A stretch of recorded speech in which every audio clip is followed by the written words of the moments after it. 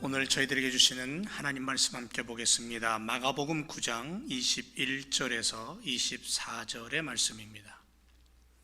마가복음 9장 21절에서 24절. 제가 한 절 읽고 그 다음 절 여러분들이 읽고 마지막 절 함께 목소리를 맞추어서 읽고 하나님 앞에 영광 올려드리기를 원합니다. 21절. 예수께서 그 아비에게 물으시되 언제부터 이렇게 되었느냐 하시니 가로되 어릴 때부터니이다.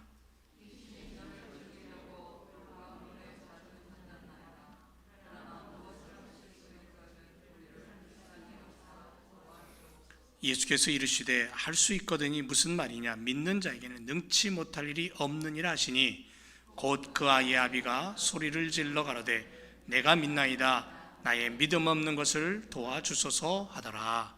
아멘. 주님의 이름으로 여러분들을 환영하며 우리가 함께 하나님 앞에 예배드린다는 것이 얼마나 감사한지 모르겠습니다.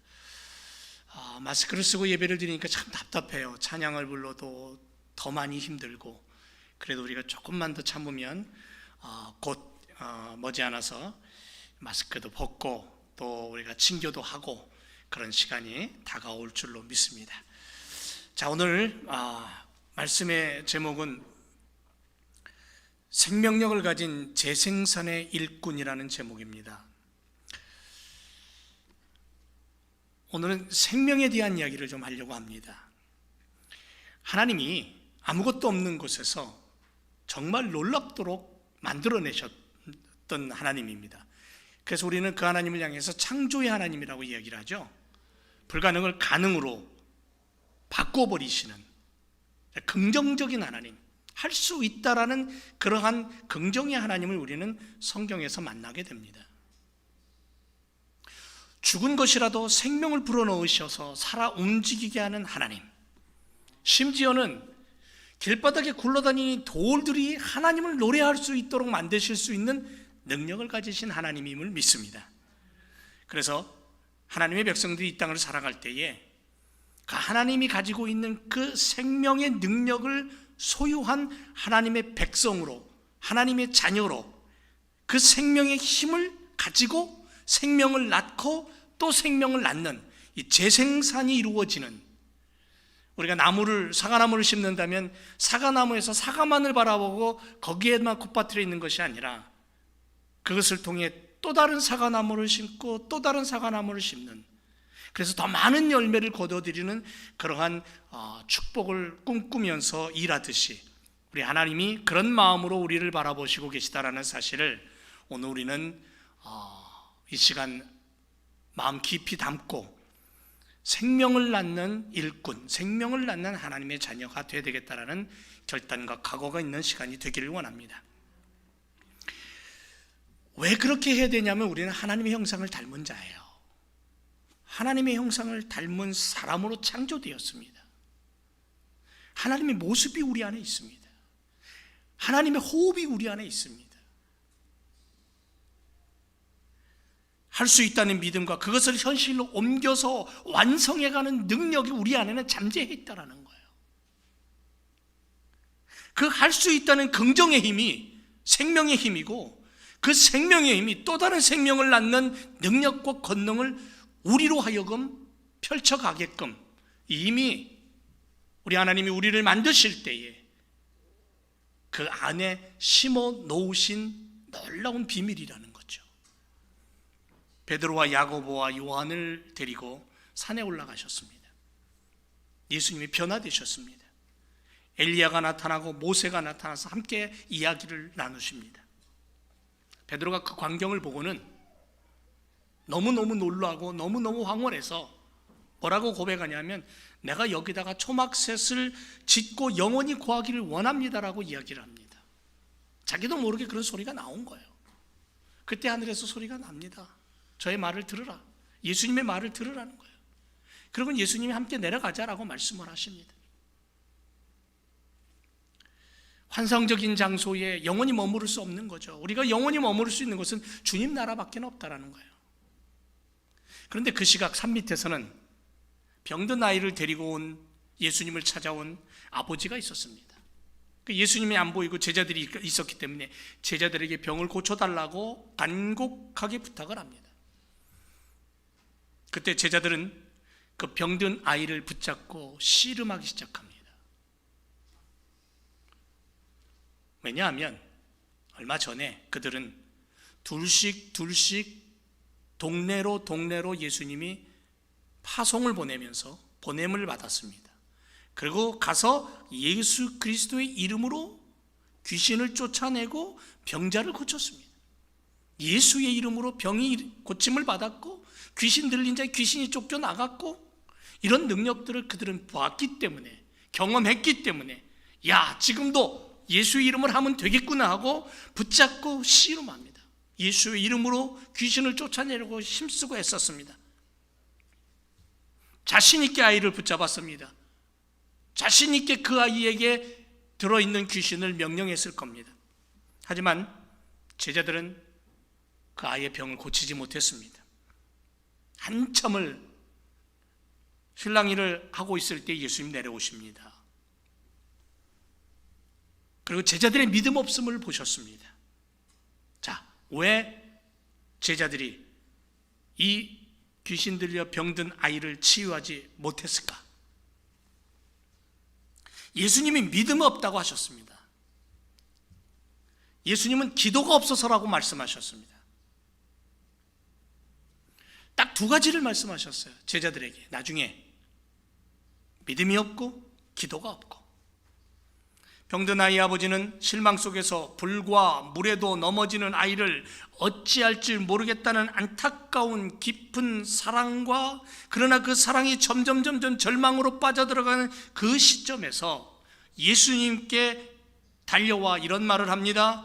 무엇을 하실 수 있거든 우리를 불쌍히 여겨 주옵소서.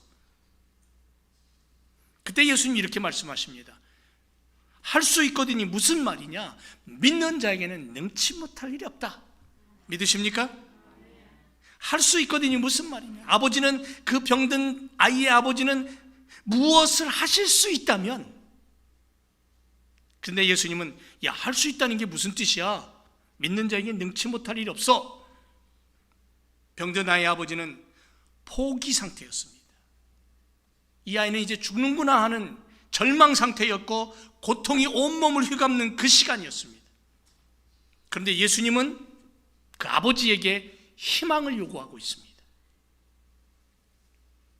아이 아버지는 부정의 모습을 가지고 있었고 제자들을 통해서 그 부정이 더 굳어졌습니다.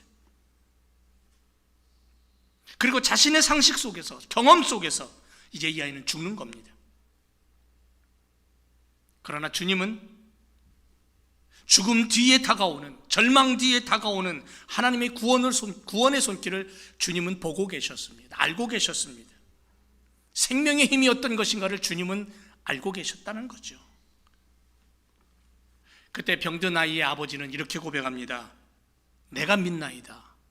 나의 믿음 없는 것을 도와주옵소서. 여러분, 주님이 가지신 생명력을 우리가 발견할 때 희망이 생기는 겁니다. 주님이 가지신 생명의 힘을 우리가 느끼는 그 순간 우리는 놀라운 소망과 비전을 갖게 됩니다. 병든 아이 아버지는 자신의 경험과 자신의 시각과 자신의 생각을 바꾸기를 원했습니다. 그리고 주님은 아이를 병들게 한 귀신을 명하여 쫓아버리고 아이를 치료하십니다. 주님의 능력을 보게 됐고 주님의 명령 앞에 쫓겨나가는 어둠의 세력을 보게 된 겁니다. 주님만 본 게 아니에요. 제자들이 봤고 거기 몰려있던 수많은 사람들이 봤습니다. 귀신에게 붙잡혀 지옥의 고통 속으로 떨어져서 참된 생명을 잃어버릴 위기의 순간에 주님의 손길은 천국의 축복을 이야기했고 영원한 생명을 가져다 줬고, 그리고 그 아이로 하여금 새로운 삶을 살아갈 수 있도록 바꾸어 놓으신 겁니다. 이게 주님의 손길이에요. 이 사건을 통해서 주님은 가장 먼저 뭘 얘기하시냐면 기도를 요구하십니다. 19절에서 주님은 말씀하십니다. 믿음이 없는 세대요, 내가 얼마나 너희와 함께 있으며 얼마나 너희를 참으리요 그를 내게로 데려오라, 이렇게 말씀합니다. 믿음이 없는 세대, 가장 필요한 것이 뭐냐면 기도라는 거예요. 가장 필요한 것이 뭐냐면 강력한 믿음이라는 거예요. 기도는 모든 어려움과 절망을 바꾸는 힘을 가지고 있어요. 29절에서 주님은 기도 외에는 다른 것으로 이런 유가 나갈 수 없다고 제자들에게 힘주어 말씀합니다. 여러분, 기도는 성도들에게선 생명입니다. 생명줄이에요. 기도는 성도들에게 있어서 희망입니다. 기도만이 주님의 사랑을 내 안에 담을 수 있습니다. 기도만이 주님의 능력을 나의 힘으로 옮겨놓을 수 있는 거예요. 기도만이 주님이 소유한 생명력을 나의 것으로 흡수해서 다른 이에게 번져가게 할 수 있는 그러한 축복입니다. 그리고 기도로 말미암아 어둠과 절망은 희망과 빛으로 바뀌어버리는 거예요. 변화되는 거예요. 그래서 기도가 있는 자리마다 변화가 일어나는 거예요. 여러분, 근데 우리는 얼마나 기도하는지 모르겠습니다. 성경은 우리에게 이렇게 말합니다. 항상 기도하라고.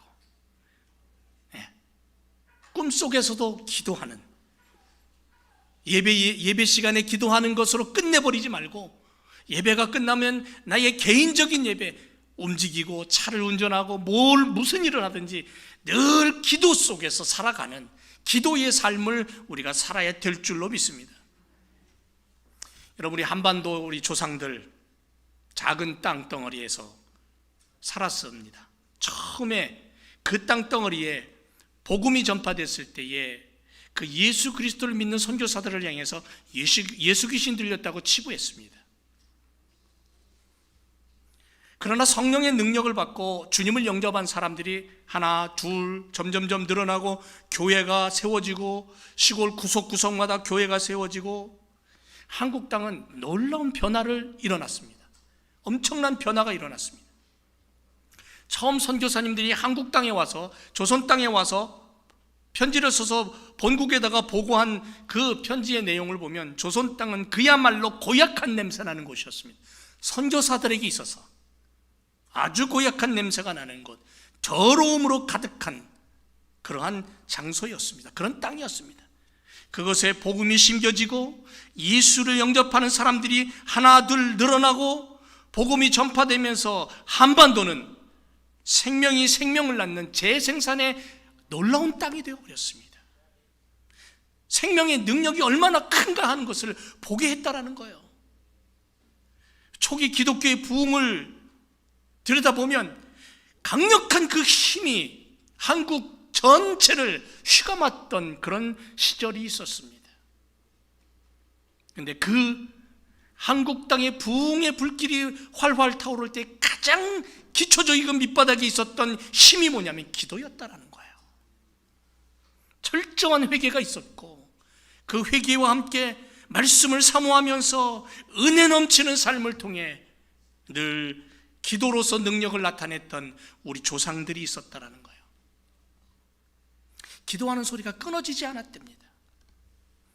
여러분, 한겨울 매서운 추위가 몰아쳐도 그 새벽에 차디찬 마룻바닥에 무릎을 꿇고 기도하던 사람들이 있었습니다. 우리 조상 어머니들이 있었어요. 특히 여인들이.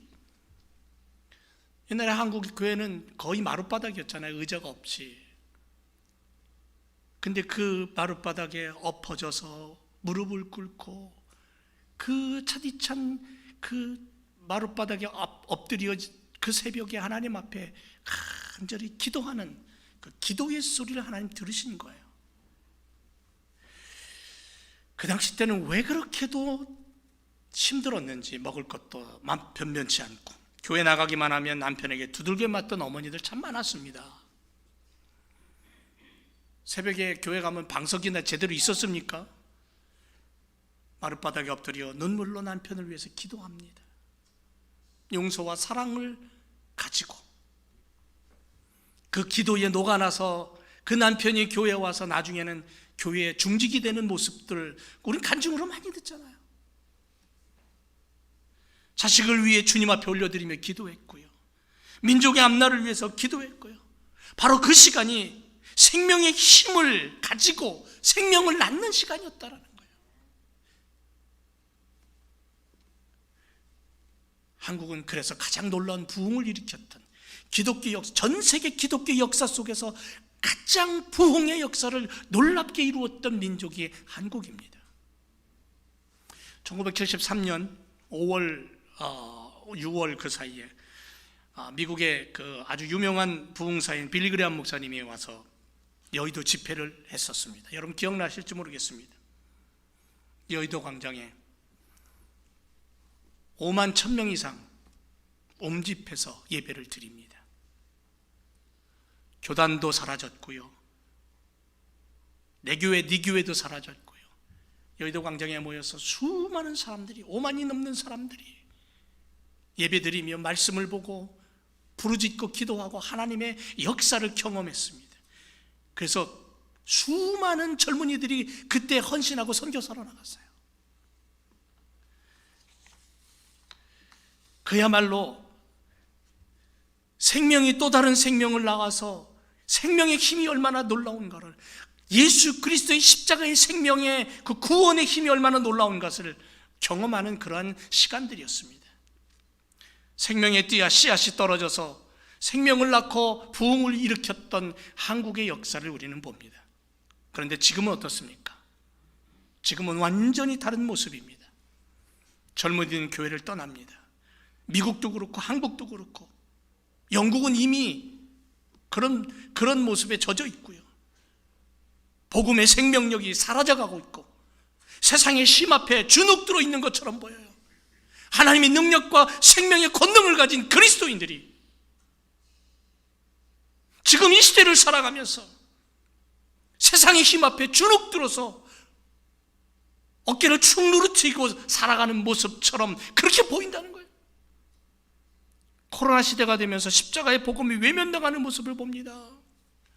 여러분, 이런 이유들을 여러 면에서 찾을 수 있겠죠.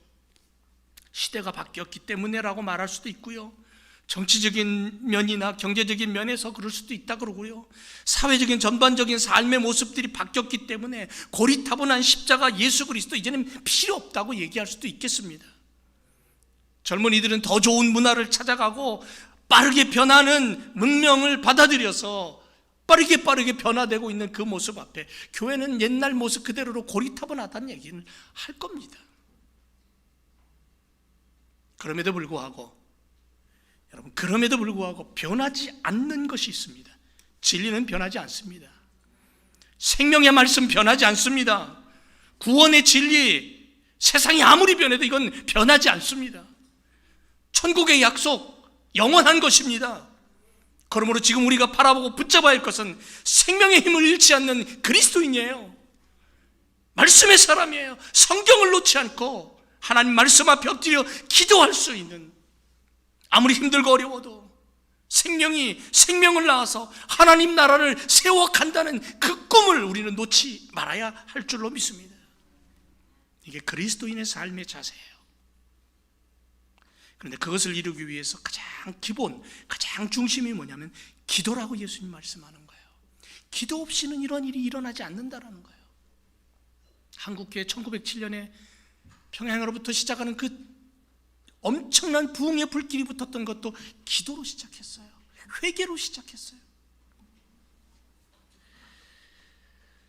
제자들이 귀신을 쫓아지 못한 이유 중 가장 큰 이유가 뭐냐면 기도입니다. 기도가 없었다라는 거예요. 예수님은 하나님이셨습니다. 그는 힘과 능력 그리고 하늘의 권세를 가지신 분이었습니다. 그럼에도 불구하고 예수님은 기도하셨어요. 새벽기도 누가 만들었냐고 말한다면 여러분 뭐라고 대답할 겁니까? 새벽기도는 예수님 만들었습니다. 철야기도 누가 만들었습니까? 예수님이 만들었습니다. 예수님 먼저 시작하셨습니다. 예수님은 기도하는 분이었습니다. 기도할 때 우리 안에는 성령 하나님이 주시는 생명의 능력을 힘입어 담대한 믿음이 생기는 줄 믿습니다. 제자들에게는 기도가 없었지만 기도와 함께 뭐가 또 없었냐면 믿음까지도 없었다는 거죠. 기도가 없으면 믿음이 바닥을 쳐요.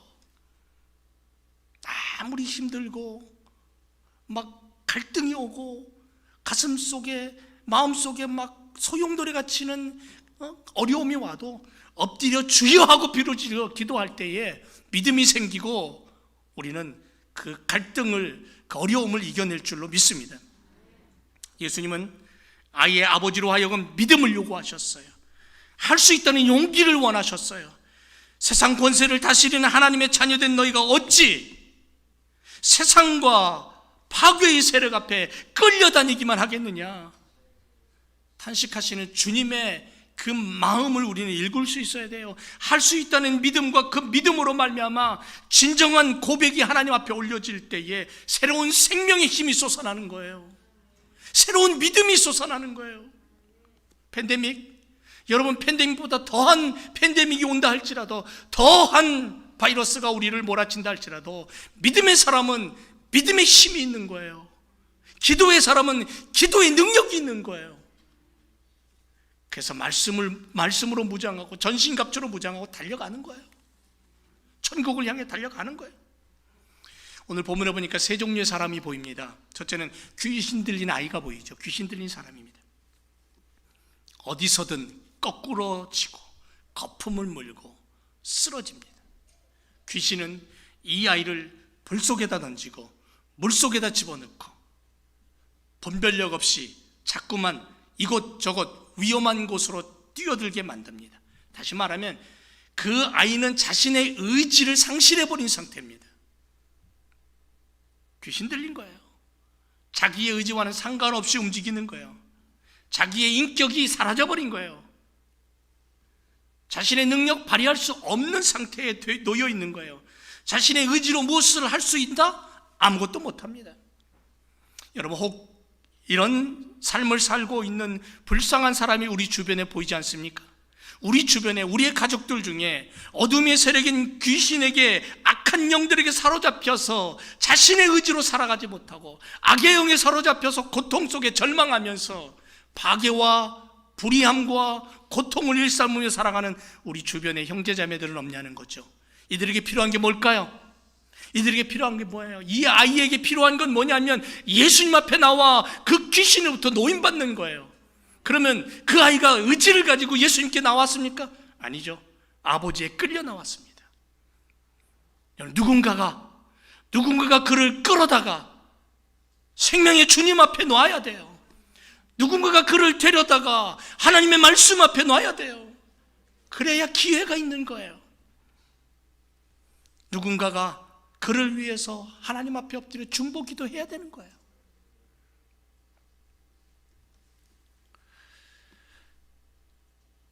그 고통받는 자를 사랑해서 믿음으로 주님께 이끌어갈 수 있는 사람, 스스로는 주님께 나올 수 없기 때문에, 자신의 의지로 주님을 고백할 수 없기 때문에 누군가 억지로라도 끌어다가 주님 앞에 세울 때에 비로소 생명의 능력이 나타나게 된다는 거죠. 로마서 8장 2절에 이렇게 말씀합니다.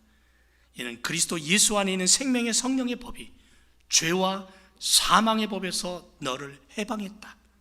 할렐루야. 이 말씀의 성취를 보는 거예요. 주님 앞에 나올 때만이 우리는 진정한 해방을 누리고 진정한 자유를 누리고 진정한 축복을 알게 되는 거예요. 겉은 사탄의 모습으로 완강하게 거부하고 분노할지 모르지만 그 갇혀있는 그 영혼 속에 주님을 향하여서 얼마나 많이 부르짖고 있을까? 우린 그런 믿음의 눈으로 병든 자들, 아픔을 가지고 있는 자들, 고통 속에 있는 자들을 바라보며 기도해야 되고 그들을 주님께로 인도해야 될 사명이 있다는 거죠. 우리 주변을 한번 돌아볼까요? 지금 우리는 믿음과 기도로 무장하고 아이 아버지처럼 간곡히 도움을 주님께 요청하는 중보자가 되어 살아야 될 줄로 믿습니다. 팬데믹 시대에 더 많은 사람이 고통받고 있고요, 더 많은 사람이 울부짖고 있습니다. 그들을 위해 우리는 우리의 입술의 기도를 멈추면 안 될 줄로 믿습니다. 그리고 우리의 손을 그들에게 뻗쳐야 돼요. 왜? 우리의 손은 주님의 생명이 함께 들어있는 손인 줄로 믿습니다. 또 한 부류의 사람은 구경꾼들이 있었습니다.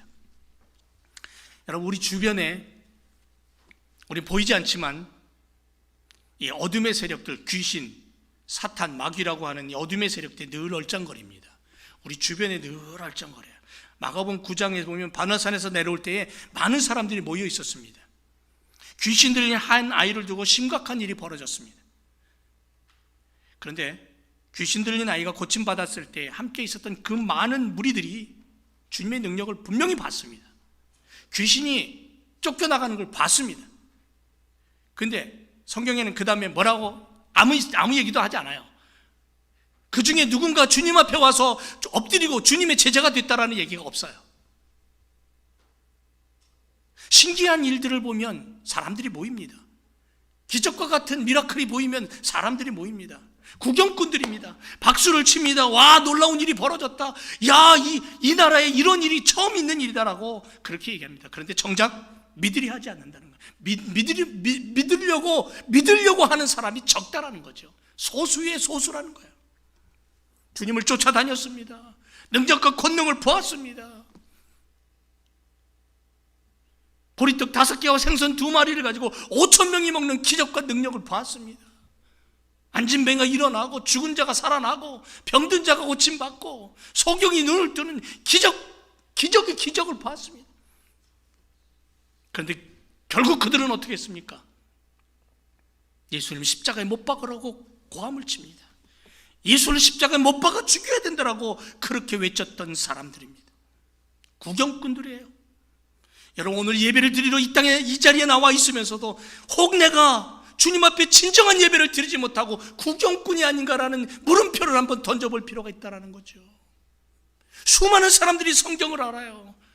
이 지구촌에 사는 수많은 사람들이 하나님의 말씀을 알고 예수 그리스도를 알아요. 그러나 다 구경꾼입니다.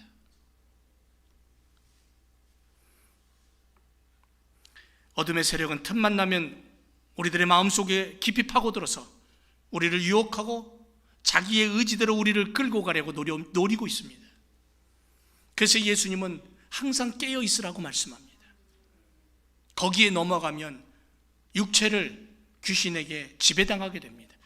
육체가 지배당하면 정신도 지배당하게 돼요. 정신이 지배당하면 육체도 지배당하게 되고 영입하게 되는 거예요. 그래서 주님은 늘 말합니다. 야, 좀 깨어 있어라.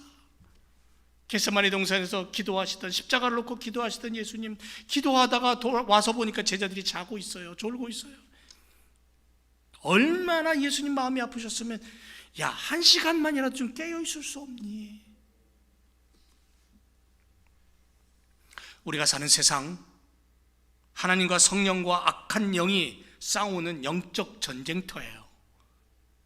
보이지 않는 영적 전쟁터입니다. 어떻게 하든지 자신들의 세상을 만들려고 사람들에게 마귀는 악한 마음을 심고 추함과 더러움과 미움과 시기와 질투를 뿌려서라도 사람들을 끌어다가 그들의 눈을 가려서 지옥을 만들고 자신의 나라를 만들려고 하는 것이 어둠의 세력이에요. 에덴 동산에서 하와를 꼬시고 아담을 타락하게 만들었던 그 장본인이에요. 늘 우리 주변에는 그 사탄의 졸개들이 판을 치고 있다라고 생각하면 돼요. 이게 영적 전쟁터이기 때문에. 거기에 비해서 성령 하나님께서는 하나님의 나라를 온전히 세우기 위해 예수 그리스도의 사람들을 찾고 있어요. 믿음의 사람들을 찾고 있어요. 성령은 인격이셔요. 성령 하나님은 인격을 가지신 분이에요. 인격적으로 우리에게 다가오셔요. 십자가와 부활의 그 승리와 사랑을 가지고 우리를 부르셔요. 그러나 마귀는 비열하고 추한 방법으로 고통과 괴로움으로 사람들을 끌어모으려고 하는 거예요. 방법이 달라요. 여러분, 우리 주변에 정말 많은 함정들이 있습니다. 깊은 웅덩이가 있고요. 정말 인간의 힘으로는 헤어나올 수 없는 아주 미묘한 미로가 존재합니다. 그 모든 게 다 인생에 있어서는 고통이에요.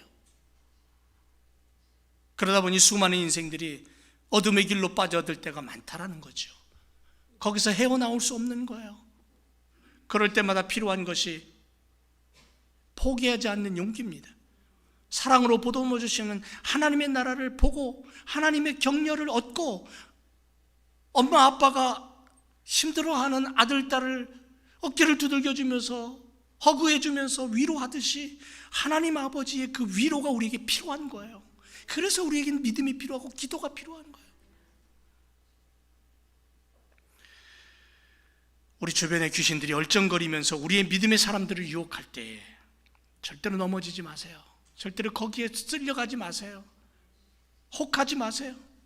정신 똑바로 차리고 기도와 믿음으로 힘을 가진 신앙의 사람으로 살아가야 될 줄로 믿습니다. 그래야 우리의 삶이 생명을 낳는 능력의 삶을 살아갈 수 있는 거예요. 또 한 부류의 사람이 보이죠. 예수 그리스도 동행하는 사람입니다. 제자들이죠. 늘 주님과 동행합니다. 비록 불에도 넘어지고 물에도 넘어 뛰어드는 그 아이를 고치지는 못했지만 성경에 보니까는 그렇다고 해서 예수님이 그들을 버려버렸다는 얘기가 없어요. 그 아이를 고친 이후에 조용한 시간에 제자들이 나와서 예수님, 우리는 왜 그렇게 못했습니까? 라고 물었더니 예수님이 야, 기도가 없어서 그래. 제자들을 다독이면서 가르치는 예수님의 모습을 볼 수 있습니다. 그러니까 제자들은 늘 예수님과 함께 했다라는 거죠. 가슴 가득 주님이 주시는 말씀으로 채워가지고 사는 삶, 그분의 말씀으로 말미암아 숨을 쉬는 인생, 그게 기도의 삶이잖아요. 내 눈으로 보는 것이 감사합니다. 생각하는 것마다 믿음으로 생각합니다. 날마다 십자가 의지하고 고백하며 부활의 승리를 노래하면서 사는 인생으로 살아갑니다. 그게 바로 주님과 동행하는 삶이에요. 주님과 동행하는 사람들 주변에 마귀가 얼쩡거린다 할지라도 결코 더 이상 달라들 수 없어요. 왜? 주님의 능력의 성령의 검이 그들을 언제 박살낼지 모르기 때문에 그래요. 그래서 두려워서 접근을 못해요. 믿음의 사람들 접근 못해요. 아이가 고침받고 많은 무리들이 떠난 이후에 제자들은 주님께 묻습니다. 어째서, 왜 우리는 그렇게 못했습니까? 야, 기도해. 기도가 부족해서 그래. 열매 맺기 위해서 기도가 필요하고요. 하나님의 나라를 세우기 위해서 믿음이 필요하고요. 생명이 생명을 낳는 것처럼 생명력을 가지고 살아가는 그리스도인이 되기 위해서는 말씀과 기도가 없이는 안 된다는 거예요. 사랑하는 제일교회 성도 여러분, 지금도 주님과 동행하십니까? 주님의 깊은 그 사랑을 가지고 내 중심에 예수 그리스도의 이름을 담고 살아가십니까? 그렇게 사는 줄로 믿습니다. 예수님이 나와 동행하십니까? 내가 예수님과 동행합니까? 프랑스의 한 병사가 가슴에 총탄이 박혀서 병원을 찾아왔습니다. 그리고는 수술을 하게 되었는데 마취하기 전에 자기를 수술하는 의사를 빤히 바라보더니 이 병사가 뭐라고 얘기했냐면요, 선생님, 내 가슴을 열어보시고요, 좀 더 깊이 내 가슴을 들여다보세요. 그러면 내 가슴 깊은 곳에 조국이 보일 겁니다. 그렇게 얘기했대요. 브라우닝이라는 사람이 시인인데 그 사람의 시를 보면 이런 얘기가 있습니다. 내 마음을 열어보면 마음 깊이 새겨진 한 이름이 있는데 그 이름은 내 조국입니다. 한국의 어떤 그 이름을, 조국이라는 이름을 가진 사람 얘기하는 거 아니에요. 자기 민족을 얘기하는 거예요. 자, 그렇다면 우리는 이렇게 한번 생각해 보죠. 지금 성도의 가슴을 열어보면 무엇이 보일까? 지금 내 가슴을 열어보면 그 깊은 곳에 무엇이 보일까? 바라옵기는 주님이 보이기를 축원합니다. 주님의 십자가가 보이기를 원합니다. 우리의 가슴 깊이 새겨진 꿈이 뭐냐면, 내 영혼 깊은 곳에 새겨진 이름이 뭐냐면 예수 그리스도예요. 십자가 부활이에요. 그것을 위해서 죽고 그것을 위해서 숨 쉴 수 있는 사람, 그것을 위해서 울 수 있는 사람, 그것을 위해서 목숨 다해 정열을 쏟을 수 있는 사람, 내 가슴 깊은 곳에 자리 잡고 있는 십자가 때문에 내가 그 길을 걸어갈 수 있는 사람. 그래서 나이 늙어서 주님 앞에 자기의 인생을 바치는 그런 분도 있고요. 젊은 시절에, 청춘 시절에, 때 묻지 않은 학창 시절에 한평생을 주님을 위해서 달려가겠다고 고백하며 주님과 동행하는 인생도 있습니다. 여러분과 저는 주님의 환상과 꿈을 지니고 사는 믿음의 사람인 줄 믿습니다. 청춘을 불태우고 중년을 태워서 노년에는 불씨가 되어 불을 옮기는 사람, 그리고 그 불이 붙은 곳에 다시 또 새로운 부흥이 일어나는 그러한 불쏘시개 같은 사람. 그래서 하나님의 사람들은 꿈의 청지기가 되어야 돼요. 꿈을 이루는 사람이 되어야 되고 비전을 성취하는 사람이 되어야 돼요. 그래서 하나님의 나라를 보여줄 수 있는 믿음의 사람, 그리고 그 기도가 열매 맺는 그 열매를 바라보는 사람이 되어야 된다는 거죠. 고린도후서 3장 3절에 이렇게 말씀합니다. 너희는 우리로 말미암아 나타난 그리스도의 편지니 이는 먹으로 쓴 것이 아니고 오직 살아계신 하나님의 영으로 한 것이며 또 돌비에 쓴 것이 아니요 오직 육의 신비에 한 것이다라고 말씀하고 있어요. 예수 그리스도가 이 안에 있다는 거예요. 나는, 내 삶은, 나의 걸음은, 나의 눈짓은 그리스도의 편지라는 거예요. 그래서 우리 교회의 표가 뭡니까? 성경이 움직이는 성도예요. 나는 그리스도의 편지예요. 나는 그리스도의 말씀이에요. 성경이에요. 주님이 지금 우리에게 요구하시는 것은 믿음을 가진 성도의 자녀의 기도입니다. 그 기도로 하나님의 역사가 나타나게 해야 될 줄로 믿습니다. 그 기도로 우리 주변이 바뀌고 세상이 바뀌고 그 기도로 하나님의 나라가 보여야 될 줄로 믿습니다. 사랑하는 제일교회 성도 여러분, 우리 기도하는 사람이 됩시다.